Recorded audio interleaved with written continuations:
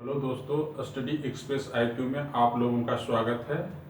आज हम लोग चर्चा करेंगे संघ एवं इसका क्षेत्र इस टॉपिक पर। इसके तहत हम पढ़ेंगे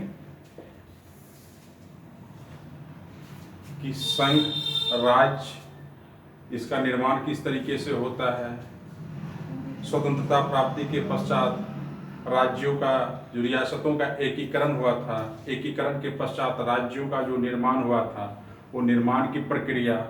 सर्वप्रथम हम शुरुआत करते हैं संघ एवं राज्य, संघ एवं इसका क्षेत्र।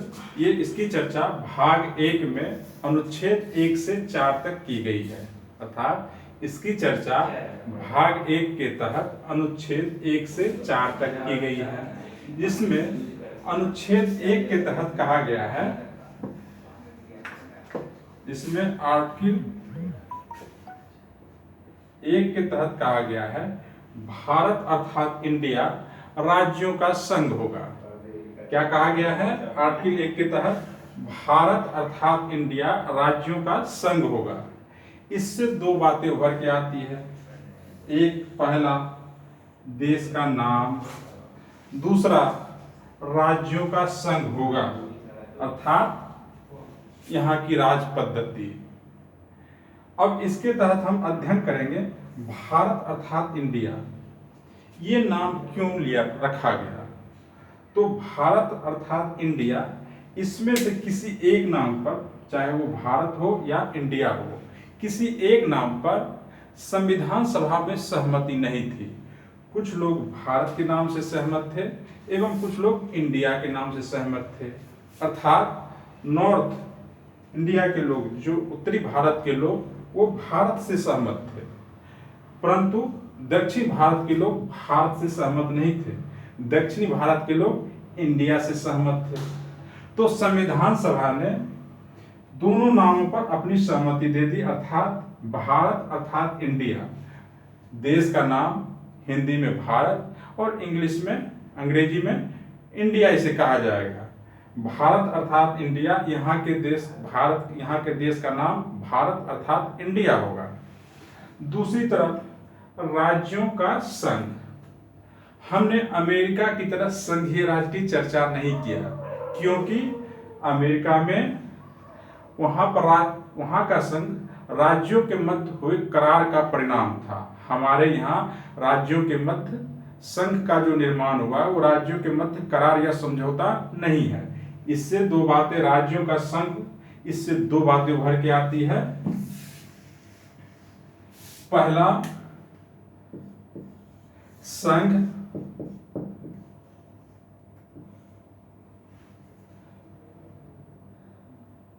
राज्यों के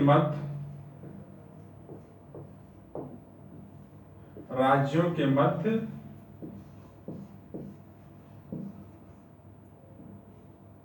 करार या समझौता नहीं है, करार या समझौता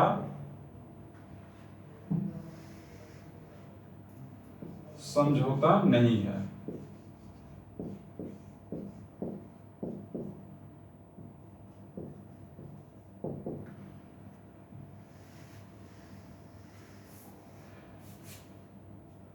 राज्यों का संघ होगा। इससे पहली बात उभर के आती है कि भारत में संघ राज्यों के मध्य करार या समझौता नहीं है, जैसा कि अमेरिका में है। और दूसरी बात, राज्य संघ को विनष्ट नहीं कर सकता, अर्थात राज्य संघ से बाहर निकल नहीं सकता है।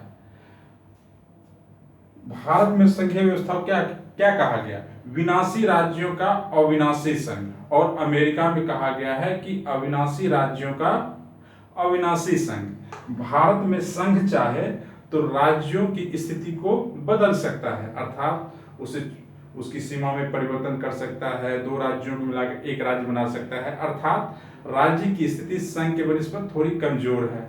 लेकिन अमेरिका में अविनाशी राज्यों का अविनाशी संघ, अर्थात संघ चाहे भी तो राज्य की अनुमति के बगैर, राज्य की सहमति के बगैर उसकी सीमा या क्षेत्र में परिवर्तन नहीं कर सकता। लेकिन भारत में संघ राज्यों की सहमति के बगैर उसके सीमा या क्षेत्र में परिवर्तन कर सकता है। ये दो बातें उभर के आई हैं। अब हम आगे बढ़ते हैं।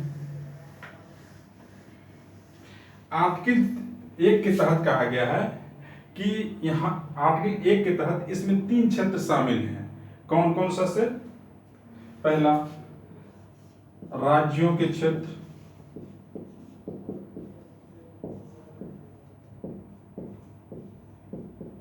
दूसरा संघीय क्षेत्र,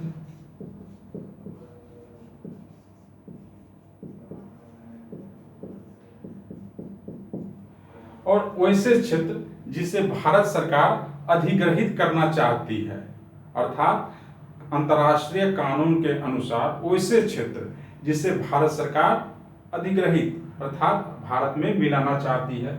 आर्टिकल 1 के तहत तीनों में चर्चा की गई है और इसमें किसी भी प्रकार का परिवर्तन संसद कर सकता है। अब चलते हैं आर्टिकल 2 के तहत। आर्टिकल 2 के तहत नए राज्यों का प्रवेश,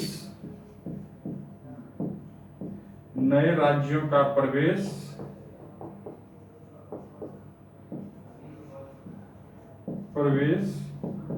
या गठन, नए राज्यों का प्रवेश या गठन। अब नए राज्यों का प्रवेश या गठन किस तरीके के नए राज्यों का प्रवेश? वैसे राज्य जो भारतीय संघ के अंग नहीं है, जो भारत देश के तहत नहीं आते हैं, अन्य हैं। अगर वैसे राज्य चाहते हैं कि हम भारतीय संघीय व्यवस्था में शामिल हों तो उनको अनुमति दी जाती है। जैसे सिक्किम,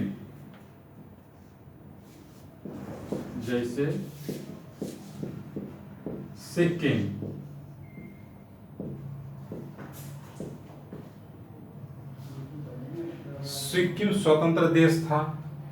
यहाँ पर चोग्याल का शासन था। सिक्किम में चोग्याल का शासन था। चोग्याल भारत विरोधी था, परंतु वहां की जनता वो भारत समर्थक थी। अंततः जनता के दबाव में सिक्किम का भारत में विलय हो गया, भारत में वो शामिल हो गया। और आर्टिकल 2 के तहत ही देखते हैं कि वैसे राज्य जो भारत संघ के हिस्से नहीं है, अर्थात अलग हैं, स्वतंत्र हैं, अगर वो भारत में शामिल होना चाहते हैं तो उन्हें आर्टिकल 2 के तहत ये अधिकार है, वो भारत में शामिल हो सकते हैं। अब आते हैं अगले पॉइंट पर, आर्टिकल 3 के तहत। आर्टिकल 3 ये है राज्यों के पुनर्गठन,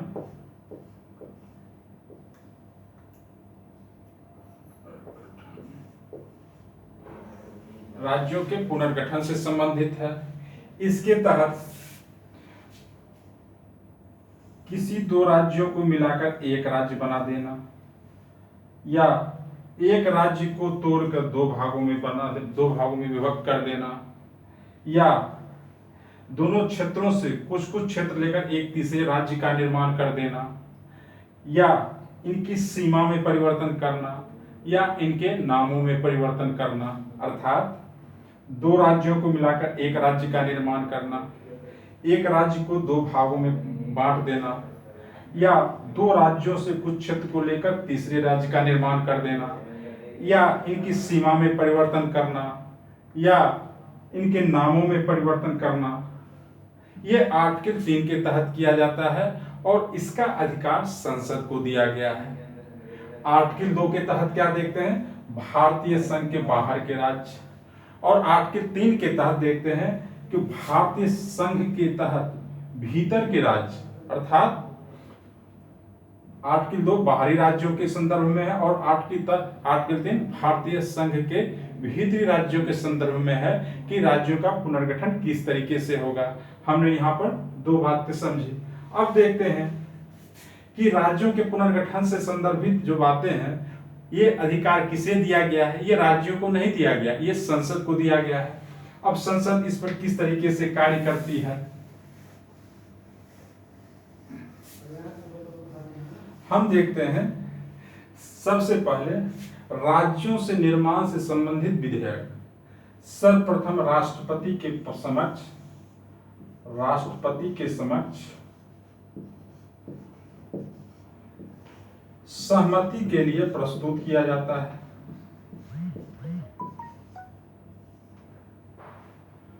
राष्ट्रपति उस विधेयक पर राय जानने के लिए राज्य विधानमंडल के पास भेजती है।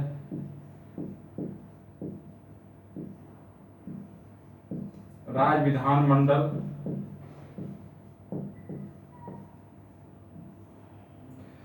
विधानमंडल इस पर सहमत भी हो सकती है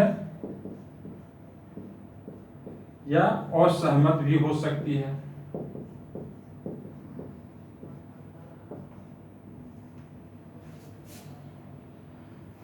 और राज्य विधानमंडल इस पर सहमति या असहमति उसकी जो इच्छा है, सहमत या असहमत हो सकती है। इसके पश्चात उसे पुनः वापस कर देती है। इसके पश्चात इसे संसद में रखवाया जाता है। संसद राज्य से सहमत भी हो सकता है, असहमत भी हो सकता है, लेकिन राज्य का निर्णय उस पर बाध्यकारी नहीं है। यह संसद के अधीन है। संसद राज्य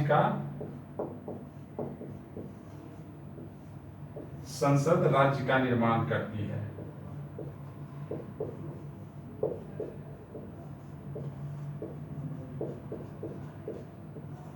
इसमें हमने क्या देखा कि राष्ट्रपति से सर्वप्रथम सहमति ली जाती है। राष्ट्रपति उस विधेयक पर विचार जानने के लिए राज्य विधानमंडल के पास भेजता है। विधानमंडल उससे सहमत भी हो सकता है, असहमत भी हो सकता है, और विधानमंडल की बात मानने के लिए राष्ट्रपति बाध्य नहीं है। इसके पश्चात उसे संसद के पटल पर रखा जाता है और संसद से पारित होने के पश्चात राज्य अस्तित्व में आ जाता है। ये आर्टिकल 3 के तहत है। अब देखते हैं कि आर्टिकल 4 क्या कहता है। आर्टिकल 4 आर्टिकल 2 और 3 से संदर्भित है। आर्टिकल 2 और 3 से संदर्भित है। और ये जो भी कार्य होंगे वो सामान्य या साधारण बहुमत से होंगे और विधि द्वारा होंगे। इसके लिए संविधान संशोधन की जरूरत नहीं है। अब आते हैं, इसके पश्चात देखते हैं कि बेरूबारी मामला आया, अर्थात पश्चिम बंगाल की कुछ जमीन को पाकिस्तान को सौंपा जाना था। तो उस संदर्भ में यह निर्णय आया कि संसद या सरकार कोई भी जमीन जो भारतीय संघ की है, विदेशों को बिना संविधान संशोधन के सौंप नहीं सकती है, या साधन विधान के तहत उसे नहीं दे सकती है, या कार्यपालिका आदेश से नहीं दे सकती है। हाँ, 2 राज्यों के मध्य सीमा निर्धारण का मामला वो कार्यपालिका के द्वारा किया जा सकता है, लेकिन अपनी भूमि को विदेशों को हम सौंप नहीं सकते, अपनी भूमि किसी दूसरे देश को नहीं दे सकते। यह सुप्रीम कोर्ट का निर्णय था। अब आते हैं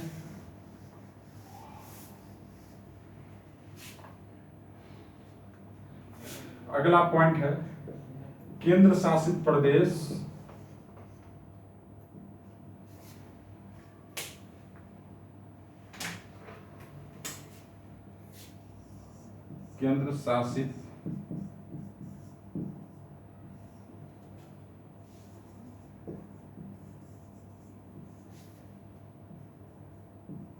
प्रदेश एवं राज्य क्षेत्र एवं देशी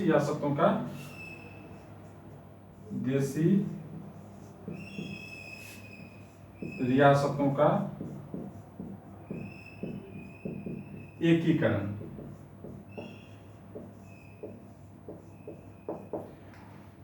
अब हम देखते हैं कि स्वतंत्रता प्राप्ति के दरमियान, स्वतंत्रता प्राप्ति के पश्चात दो तरह के प्रांत थे।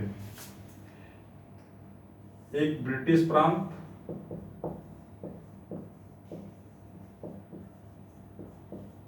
दूसरा देसी रियासत।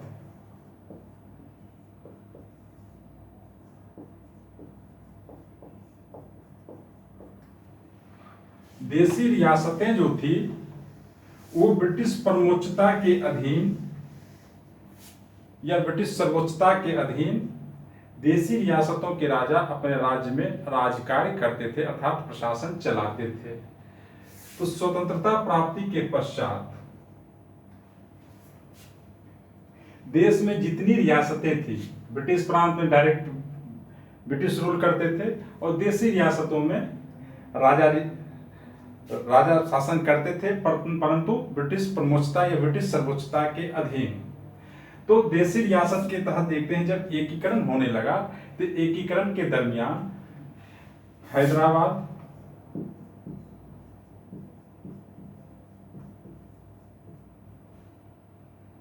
जूनागढ़ एवं जम्मू एवं कश्मीर,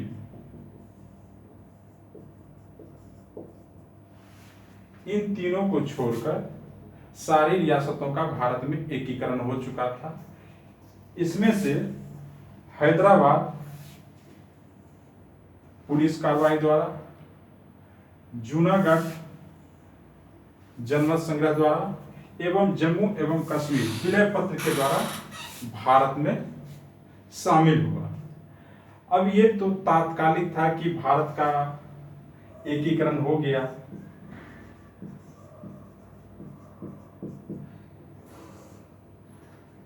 अब एकीकरण के पश्चात प्रशासनिक रूप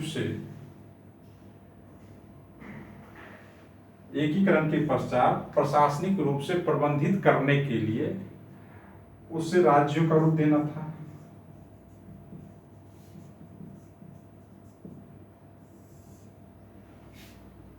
अब राज्य के प्रशासनिक रूप से राज्य का प्रबंधित करने के लिए राज्य का रूप देना था।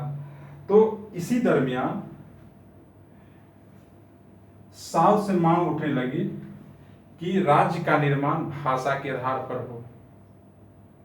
भाषा के आधार पर हो तो सरकार ने एसके दर के नेतृत्व में एक भाषाई प्रांत आयोग का गठन किया 1948 में। एसके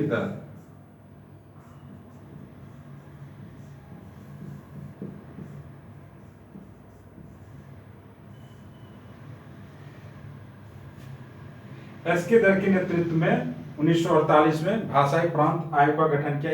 किसने निर्माण किया? एसके दर, इसकी भारत सरकार ने। इन्होंने भाषा को राज्य के निर्माण का आधार बनाने से इनकार कर दिया, अर्थात इन्होंने प्रशासन को इन्होंने आधार बनाया, ना कि भाषा को आधार बनाया, अर्थात इन्होंने भाषा को अस्वीकार कर दिया। भाषा को अस्वीकार करने के पश्चात दक्षिण के राज्य फिर मांग होने लगी। इसके पश्चात जेबीपी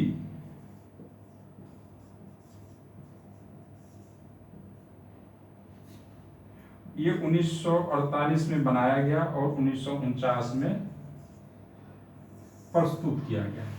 जेबीपी जवाहरलाल नेहरू, वल्लभ भाई पटेल एवं पट्टाभी सिद्धारमैया, इनके नेतृत्व में भाषाई प्रांत आयोग का गठन किया गया कि राज्यों के निर्माण का आधार क्या भाषा हो सकती है। इन्होंने भी देश की एकता को ध्यान में रखते हुए भाषा को इन्होंने रिजेक्ट अर्थात अस्वीकार कर दिया। इनके अस्वीकार करने के साथ ही विशेषकर दक्षिण के राज्यों से विरोध शुरू हो गया। इसी में पोट्टी श्री रामालू की 56 दिनों के आमरण अनशन के पश्चात उनकी मृत्यु हो गई और उनकी मृत्यु के पश्चात वहां पर हिंसक आंदोलन भड़क गया। तो पंडित जवाहरलाल नेहरू ने अक्टूबर 1953 में सर्वप्रथम भाषा के आधार पर आंध्र प्रदेश का गठन किया। आंध्र प्रदेश के गठन के पश्चात अन्य राज्य जो भाषा के आधार पर अपनी मांगों को रख रहे थे, उन्होंने भी भाषा के आधार पर अन्य राज्यों के निर्माण पर बल देने लगे। तो इसे देखते हुए 1953 में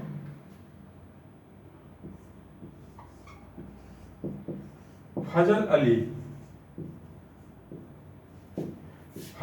के नेतृत्व में राज्य पुनर्गठन आयोग का गठन किया गया, जो ये देखे कि राज्य के निर्माण में किन किन मानकों का प्रयोग किया जा सकता है।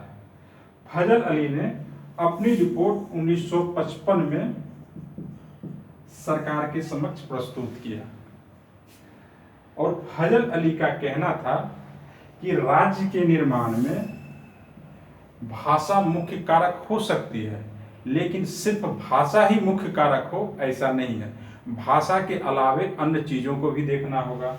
तो भाषा के अलावे अन्य चीजों को क्या, उन्होंने किन किन चीजों पर बल प्रदान किया? उन्होंने सबसे पहले राष्ट्रीय एकता,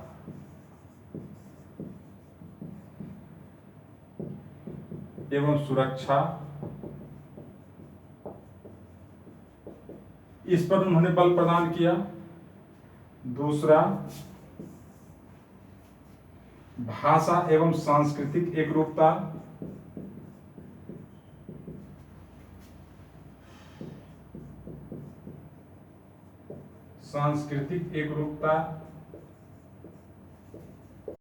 तीसरा है वित्तीय, आर्थिक एवं प्रशासनिक तर्क,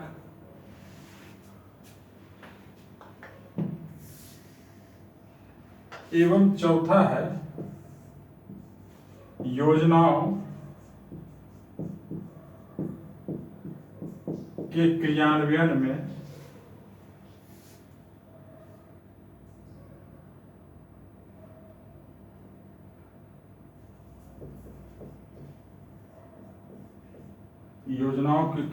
या योजनाओं के आधार स्तर पर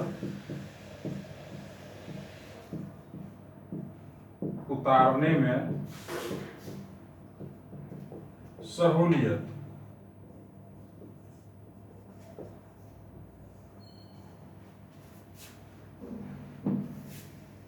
उन्होंने सिर्फ भाषा को पढ़ा, उन्होंने भाषा को एक मुख्य कारक माना, लेकिन भाषा ही सर्वप्रमुख कारण है। इसके अलावे भी उन्होंने 4 बातों पर बल प्रदान किया कि इसमें राष्ट्रीय एकता एवं सुरक्षा को ध्यान में रखा जाएगा, भाषा एवं सांस्कृतिक एकरूपता, वित्तीय, आर्थिक एवं प्रशासनिक, और सरकार द्वारा जो योजनाओं का निर्माण किया जाता है उन्हें आधार स्तर पर क्रियान्वित करने में सहूलियत होना। अब इसे और इन चारों को शामिल उन्होंने करते हुए जो एकीकृत राज्य थे उसमें 16 राज्य और 3 केंद्र शासित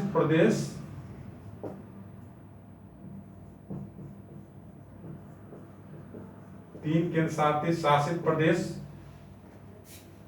बनाने की संस्तुति किया। 16 राज्य एवं 3 केंद्र शासित बनाने की संस्तुति किया, एवं पूर्व से जो 4 वर्ग के राज्य थे, वर्ग क, ख, ग एवं घ, इन 4 वर्ग को उन्होंने समाप्त करने का संस्तुति किया। सरकार ने इनकी रिपोर्ट को देखते हुए 1956 में 14 राज्य एवं 6 केंद्र शासित प्रदेश का निर्माण किया। राज्य पुनर्गठन आयोग की रिपोर्ट के अनुसार 14 राज्य एवं 6 केंद्र शासित प्रदेशों का निर्माण किया। इसके पश्चात भी देखते हैं कि बहुत सारे राज्यों का निर्माण हुआ है और निर्माण की प्रक्रिया जारी ही है। अब हम 1-2 राज्यों के माध्यम से समझने का प्रयास करते हैं कि राज्यों के निर्माण में किन किन चीजों का ध्यान में रखा जाना आवश्यक है।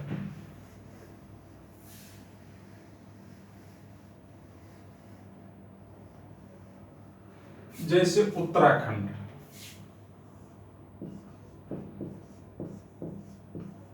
उत्तराखंड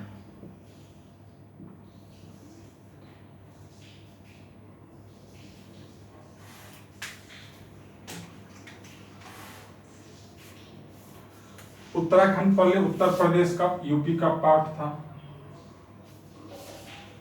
यूपी से अलग करके उत्तराखंड का निर्माण किया गया। अब उत्तराखंड के निर्माण करने में देखते क्या है कि उत्तराखंड का कल्चर, और चूंकि ये पहाड़ी राज्य है और उत्तर प्रदेश का अन्य भाग जो मैदानी भाग है, दोनों के कल्चर में अंतर है, भाषा में अंतर है, भाषा एवं कल्चर का अंतर हुआ। दूसरी बात देखते हैं कि उत्तराखंड अंतर्राष्ट्रीय सीमा से जुड़ा हुआ है। अंतर्राष्ट्रीय सीमा से जुड़ा होने के कारण राष्ट्रीय सुरक्षा एक मुख्य मुद्दा है।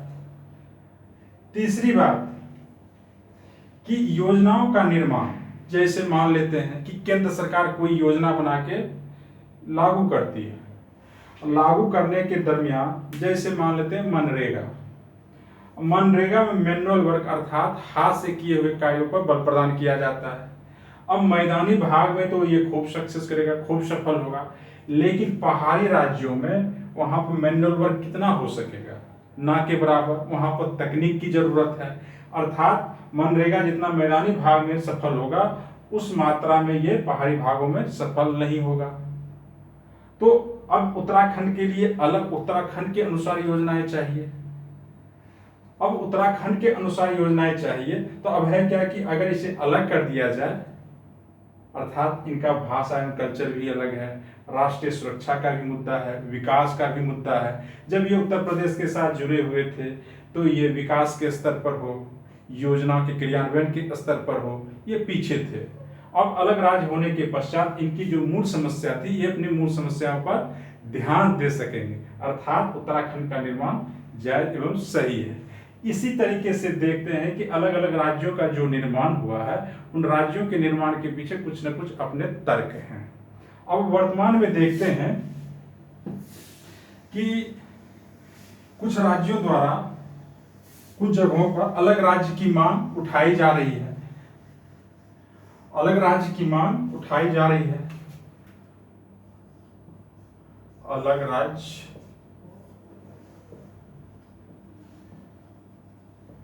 की मांग। अब अलग राज्य की मांग ये जायज है, सही है, उचित है या अनुचित है। अब अलग अलग राज्य या छोटे छोटे राज्य या छोटे छोटे राज्य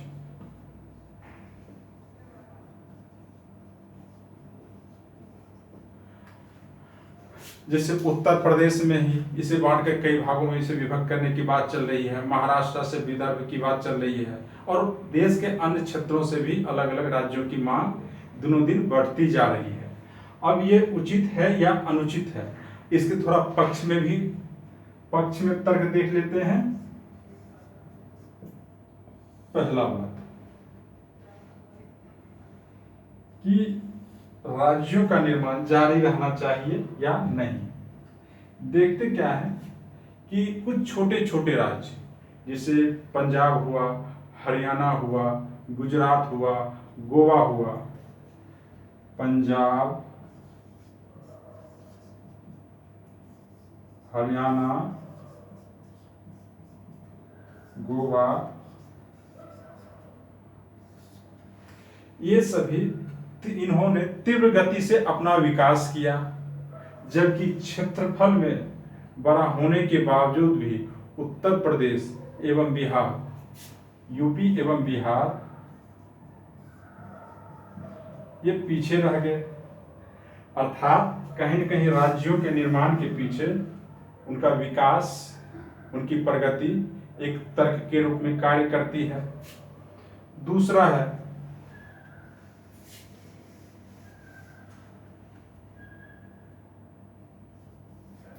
सुशासन।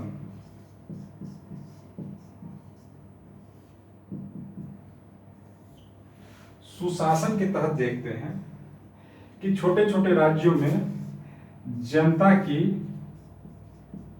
शासन तक सहज पहुंच, जिससे शासन के द्वारा जनता के लिए जो कुछ किया जा रहा है वो उसका जनता प्रत्यक्ष लाभ उठाए, शासन एवं जनता के मध्य संवाद की स्थिति बनी रहे, जनता की समस्याओं का समाधान हो। तो छोटे छोटे राज्यों के निर्माण के पीछे सुशासन भी एक तर्क के रूप में कार्य करता है कि शासन तक जनता का सहज पहुंच, जिससे जनता की समस्याओं का समाधान संभव हो सके। तीसरा तर्क है योजना निर्माण।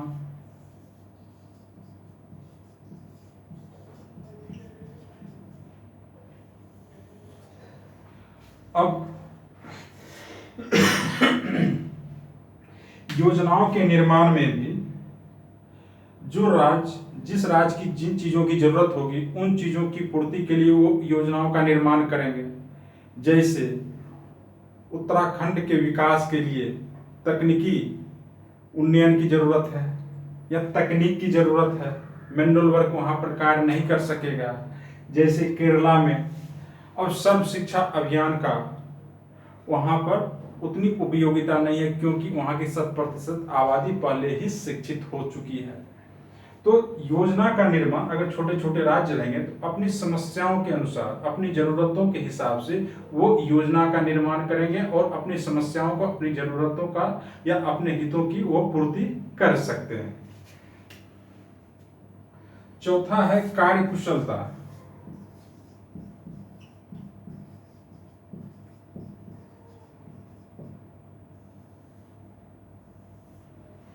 छोटे छोटे राज्यों में छोटे छोटे मंत्रिमंडल बनेंगे, उनका क्षेत्राधिकार भी छोटा होगा, अर्थात मंत्रिमंडल का जो कंट्रोल होगा, सरकारी मशीनरी पर कंट्रोल होगा जनता के हित में, वो बेहतर होगा। अर्थात उनके कार्य निष्पादन की दर वो बेहतर होगी, अर्थात वो कार्यकुशल होंगे। पांचवा संस्कृति संरक्षण।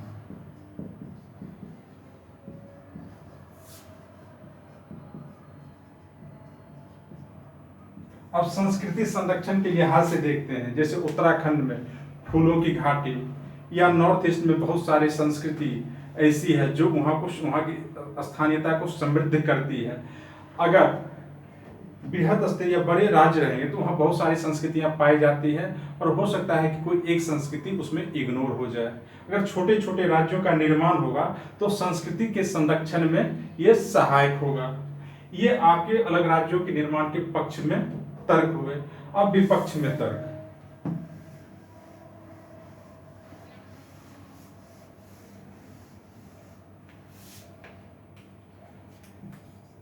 विपक्ष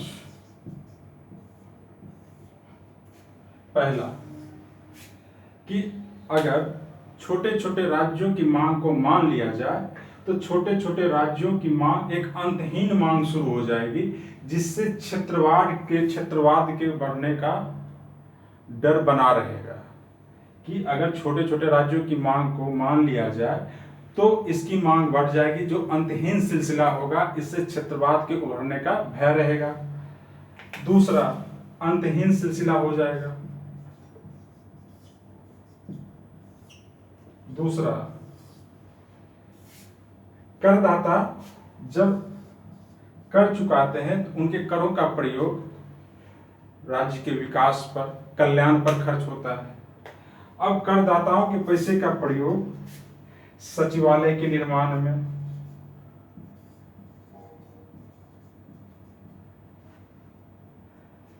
या इस मशीनरी के रखरखाव में खर्च होगा, अर्थात विकास एवं कल्याण के कार्य बाधित होंगे। कि करदाताओं के जो पैसे हैं वो अपने उद्देश्य में, अर्थात विकास एवं कल्याण के कार्यों में न लग के दूसरी तरफ लगने लगेंगे। तीसरा, विकास एवं छोटा राज्य दोनों के जो तार्किक संबंध हैं वो सही नहीं जान पड़ते हैं। अगर छोटा राज्य अगर विकास करता तो नॉर्थ ईस्ट के राज्य इतने पिछड़े नहीं रहते। तो सिर्फ छोटा राज्य ही विकास का एक पैमाना है, ऐसा नहीं है। चौथा, बहुत सारे राज्यों से बहुत सारी नदियां बहती हैं। जब छोटे छोटे राज्यों का निर्माण होगा तो राज्यों के मध्य आपस में नदी जल विवाद एक समस्या बन के उभरेगा, जो वर्तमान में भारत में एक समस्या के रूप में है ही। तो ये भी एक विपक्ष में एक तर्क हुआ, नदी जल विवाद। अब आते हैं, देखते हैं कि राज्यों के मांग के पक्ष या विपक्ष में एक समालोचना या एक विश्लेषण, क्या ये जायज है, क्या उचित है या अनुचित है, इसके पक्ष में हम क्या बोल सकते हैं। तो राज्यों के मांग के पीछे मूलतः रहता है कि उनके साथ एक दोहरा बर्ताव, उनके विकास की गति का अवरुद्ध होना, उनके क्षेत्र को इग्नोर करना। तो हम नए राज्यों के निर्माण के बदले वहाँ की जो स्थानीय स्वशासन इकाइयाँ हैं उन्हें मजबूत करने की जरूरत है, जिससे वहाँ की स्थानीय समस्याओं का समाधान हो सके। इसके लिए उन्हें और अधिकार देने होंगे, उन्हें वित्तीय सहायता देनी होगी। दूसरी बात, अगर प्रशासनिक कार्यकुशलता बढ़ाने में प्रशासनिक